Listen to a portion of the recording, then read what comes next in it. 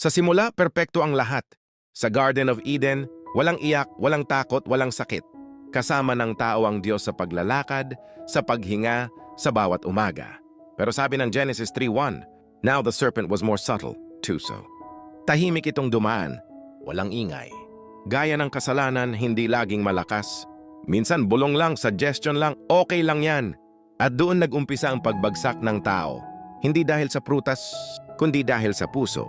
Dahil sa pagtitiwala sa kasinungalingan sa halip na sa Panginoon. Sabi ng Diyos, "Sa araw na kainin mo ito, tree of knowledge, tiyak kang mamamatay." Genesis 2:17. Pero sabi ng serpent, "Ye shall not surely die." Genesis 3:4. Dalawang boses, isang Diyos, isang kaaway. At ang tao, pumili ng maling tinig. At pag kinain mo ang kasinungalingan, tiyak kakainin ka rin nito? And their eyes were opened. Genesis 3:7. Pero hindi ito eyes of wisdom, kundi eyes of shame, eyes of guilt, eyes of fear. Kaya nagtago sila. Pero alam mo ang pinakamasakit? Hindi tao ang naghahanap sa Diyos, Diyos ang unang naghanap sa tao. "Adam, where art thou?" Genesis 3:9. Ito ang puso ng Diyos. Kahit ikaw ang nagkamali, siya pa rin ang unang lalapit, siya pa rin ang unang tatawag, siya pa rin ang unang maghahanap. Pero dahil banal ang Diyos, pinalayas sila sa Eden. Hindi to punish, kundi to protect, para hindi sila mabuhay ng walang hanggan in a fallen state.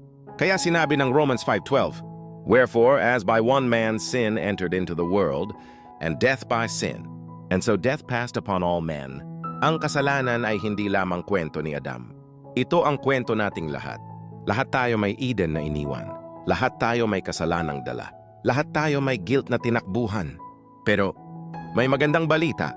Kung may unang Adan na nagdala ng kasalanan, meron ding ikalawang Adan, si Jesus, na nagdala ng kaligtasan.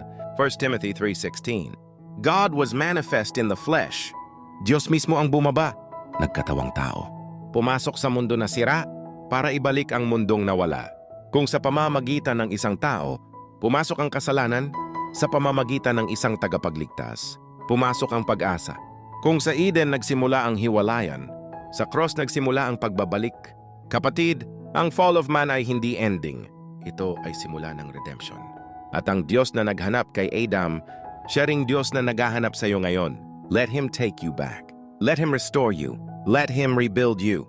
Kaya sa Genesis 3:15, may prophecy ng messianic role na gagawin ng Diyos sa hinaharap.